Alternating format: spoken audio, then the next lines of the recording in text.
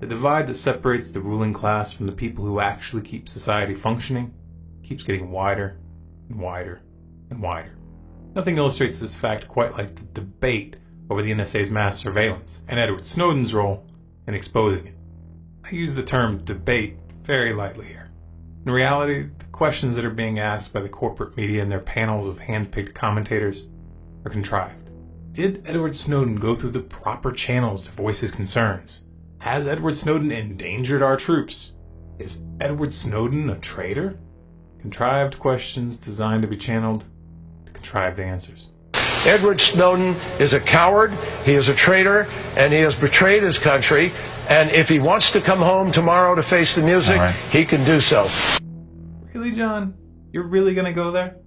You do realize that you're just digging your hole even deeper here, don't you? Actually, you probably don't. You know what I think? I think people like you, Senator Dianne Feinstein, and John McCain have spent so much time in your little Washington, D.C. insider bubble that you've completely lost touch with the people. But more importantly, you've lost touch with reality.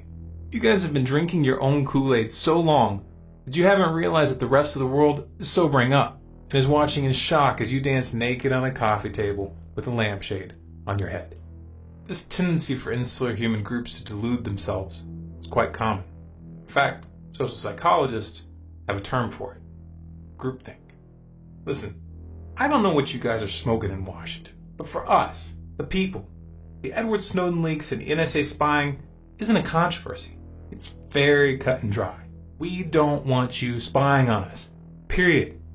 Nothing you say is going to change our minds. In terms of the law, this isn't a controversy either. The NSA's mass surveillance and indiscriminate data collection are blatant violations of the Fourth Amendment. And even beyond the borders of the United States, it's a violation of Article 12 of the Universal Declaration of Human Rights. Not to mention the fact that this kind of eavesdropping is a breach of common decency, and it's one of the primary hallmarks of a totalitarian police state. And speaking of police states, let's be clear here. You'll hear people tentatively comparing the NSA to the Stasi secret police of East Germany. But in reality, this comparison isn't fair. The Stasi program, at its height, never even came close to what the NSA is doing right now.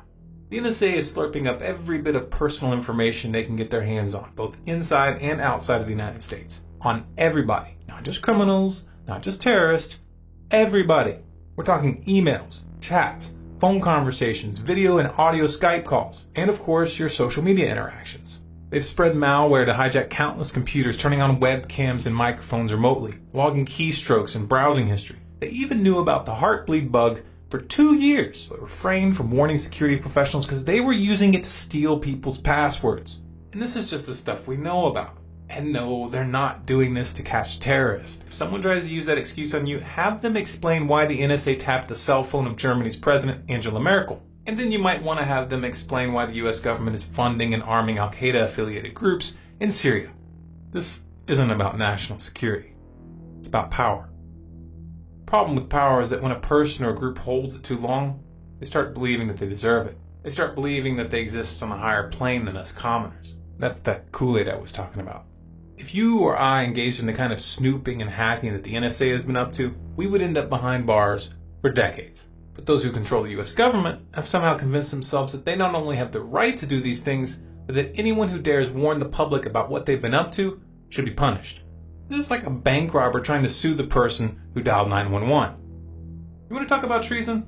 Let's talk about treason. The creation and the signing of the Patriot Act. That was treason, as was its extension. The creation and signing of the NDAA of 2012, 2013, and 2014, which continues to grant the military the power to detain anyone indefinitely without a trial, that's treason. And the NSA's domestic spying program?